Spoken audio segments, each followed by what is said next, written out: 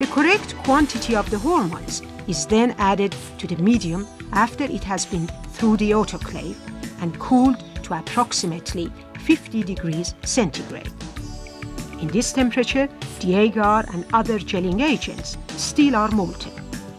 The medium is then shaken vigorously to mix the added compound before being dispensed in the appropriate culture vessels. Media can be prepared ahead of the time and be stored in a cool, clean cupboard in dark or inside a refrigerator.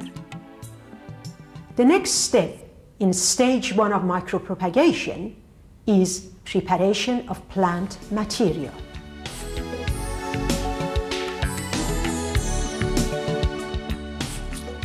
The plant material is harvested ideally first thing in the morning when the plant cells are all turgid.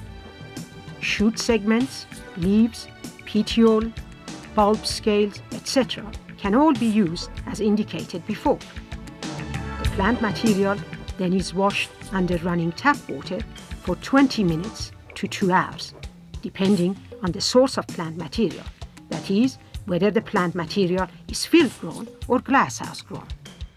If the pieces of plant material used are small, wrapping them in a piece of gauze or chucks cloth will hold the material intact during the sterilization. Then, the plant material is rinsed in 70% alcohol for 10 to 30 seconds. Alcohol not only kills many microorganisms residing on the surface of the leaves or buds, it also acts as surfactant.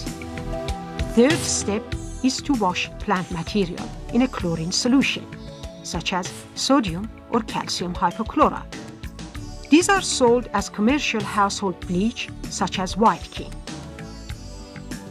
This is a strong chlorine solution and requires to be diluted.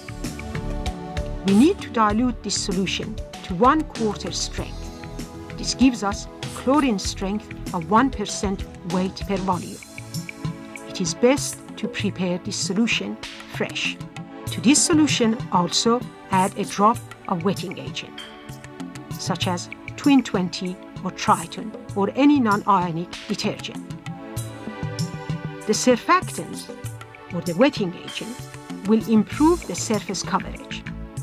The plant material can be washed in this solution for 5 to 20 minutes and sometimes even longer. Modification to this basic procedure that can be used to improve efficiency include mechanical agitation and use of vacuum as demonstrated here.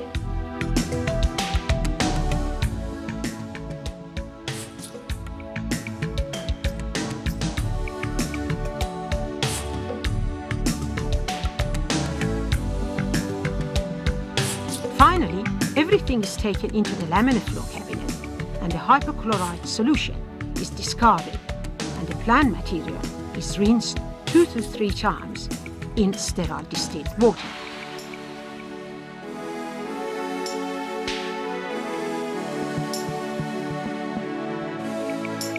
The laminar flow cabinet or transfer hood is a cabinet in which air sucked from outside has passed through very fine filters called HEPA. That stands for High Efficiency Particulated Air. This filtering system ensures that the airflow over the working bench is completely sterile. In fact, HEPA filter catches any particle which is bigger than 0.3 micron in diameter. Since there is a continuous airflow through the inoculation cabinet, it is particularly impossible that anything can pass from the outside room into the cabinet itself. When the cabinet is not in use, the cabinet can be closed from the outside air by use of plastic shields like this. The laminar flow cabinets are also fitted with a UV light, which can be used prior to the time one needs to use the cabinet. UV light is a germicide. It also causes skin cancer and affects the retina in our eyes, so it must only be switched on when the shields is in place. The UV light must be turned off prior to the removal of the shield, the motor which draws the air must begin to operate. Now, if you do not have a laminar flow cabinet, a fish tank on its side, like this one, which has been swabbed and sprayed with alcohol, would do just fine. But you have to bear in mind that for a commercial lab, these will not be sufficient. The operator should also be cleaned up, hair tied back, jewelry removed, hands washed and surface sterilized using either 70% alcohol or other compounds such as hexafoam. A clean lab coat and a face mask will reduce chances of accidental contamination. The plant material, as a general rule, is cut to the desired size on a moist, sterile filter paper. It is important to note that any item used inside the laminar flow cabinet must be sterile. That is, the dissecting instruments such as the scalpels, the scissors, the forceps, and indeed the petri dishes or the papers you use to cut the plant on. Now let us look at the preparation of the explant. The exact method for preparing the explant varies with the kind of explant. In general, all procedures described up to here should be followed. If shoot tips are used, remove the disinfested shoot pieces from the rinsing solution and cut away the enclosing leaves with sharp scalpels or needles to expose the immature shoot tip. Removal of only meristem dome and a few leaf primordia requires very fine micro tools or scalpels and use of a dissecting microscope. If the entire shoot tip is used as explant, the operation is less exacting. In either case, the work must be done quickly and the pieces must be inserted on the gelled medium quickly to minimize desiccation. In other cases, leaf segments, petiole segments, or root segments may be cut following the same instructions. All dissecting instruments need to be sterilized in between cuts. To do that, we can flame them in 70% alcohol and then allow them to cool. Or we can use a bead sterilizer like this one here. The bead sterilizer heats a series of glass beads to 250 degrees centigrade. We only need to insert the instruments in them for about 5 to 10 seconds to kill any microorganisms which may exist under. There are other equipment used for this purpose, for example, bacticinerator. No matter what it is called or what you use, the objective of all these are to kill any microorganisms which may have survived the process of surface sterilization of the plant material. At initiation stage, it is desirable to use small vessels and put only one explant into each vessel. The reason is that if you use larger vessels, which you can put more than one explant in, if one of these explants become infested in the vessel, you must discard the whole lot, whereas in a small vessel, you contain the infestation of the one explant to that explant only.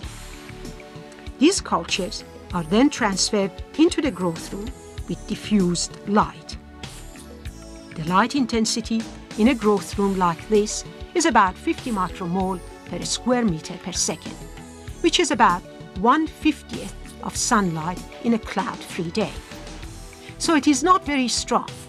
The photo period, as a general rule, is set at around 16 hours day and 8 hours night, although this might be altered depending on the species and the time of the year you are doing the culture.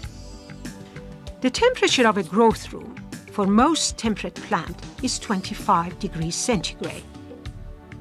28 degrees for tropical plants like banana, and 18 degrees for alpine plants.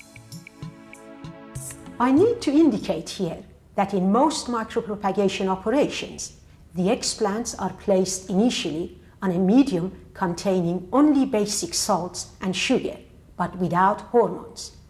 If the explant contains phenolic or other substances that exude from the cut surface and inhibit development, charcoal, ascorbic acid, citric acid, or other substances may be added to the medium to prevent the effects. Using antioxidants such as ascorbic acid or citric acid in the preliminary wash also may be useful. Use of liquid medium in the initial stage and frequent changes for several days may help leach out the phenolic compounds. The contaminants, consisting of yeast and various species of fungi and bacteria, usually appear on the medium surface within a few days or a week as white or opaque slime or as variously colored colonies. Sometimes black spores and mycelium can be observed. When these contaminants can be identified visually, cultures containing them are quickly discarded. Contaminated culture vessels should be sterilized in the autoclave without removing the cover to avoid contaminating the laboratory. Some bacterial contaminants, such as Bacillus, Erwinia, or Pseudomonas, sometimes remain inside the plantlets without being detected until late in the culture period. These are the cause of what we call the latent infestation. Procedure to identify this contaminant may need to be included in a large commercial lab. Antibiotics are sometimes used in the medium to improve control of bacterial growth. However, the prolonged use of antibiotics should be avoided. Plant preservative mixture, or PPM as is also known, is a new product which reduces infestation rate dramatically when added to culture medium. Clean cultures from this stage are then transferred onto the next stage, which is the multiplication stage. This stage usually takes about 4 weeks. To summarize, the purpose of stage 1 is to produce axenic or clean cultures. Now let us look at stage 2, which is the multiplication stage. The function of this stage is to induce multiple shoot development. This may involve the stimulation of axillary shoots, the initiation of adventitious shoots on excised shoots, leaves, bulb scales, flower scapes, cotyledons, and so on. The initiation of callus from the cut surface. Therefore, the medium selected varies with species, cultivar, and the type of explant to be used. Control of development is achieved by manipulating the levels of auxins and cytokinins in the medium. If axillary shoots are desired, a moderate levels of cytokinin, such as BAP, kinetin, or 2IB, at concentrations of 1 to 5 micromolar are used. The auxin level must be kept very low or omitted altogether. To develop adventitious shoots on the explant, a somewhat higher cytokinin level is needed. For callus formation, increased auxin levels are also needed, but must be adjusted to an appropriate level of cytokinin. The culturing is done by cutting off the shoots and transferring the base to the new medium. Elongated shoots may be laid horizontally on medium surface, acting as a type of layering, often stimulates lateral shoots to develop. The number of propagules produced for transfer every 4 to 6 weeks varies from 5 to 25 or more from each explant. Multiplication stages may be repeated several times to build up the supply of material to a predetermined level for subsequent rooting and acclimatization stages. During these multiplication stages, off-type propagules, like these ones here, sometimes appear, depending on the kind of plant and method of regeneration. Transferring cultures onto a hormone-free medium sometimes overcome this problem.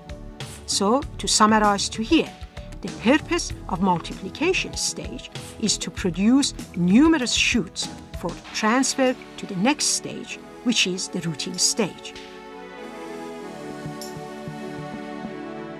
The purpose of this stage is to prepare the plantlets for transplanting from the artificial heterotrophic environment of the test tube to an autotrophic free-living existence in the greenhouse and onto their ultimate location.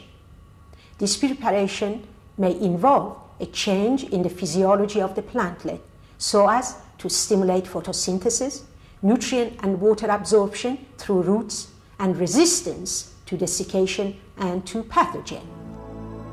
At this stage, propagules can be handled in three basic ways. First, individual cuttings can be made and planted directly into a rooting medium in mist or under high humidity with or without rooting hormones. In other words, we treat them like soft cuttings. Second, individual propagules may be recultured into new containers in a sterile medium with reduced or omitted cytokinin. An increased concentration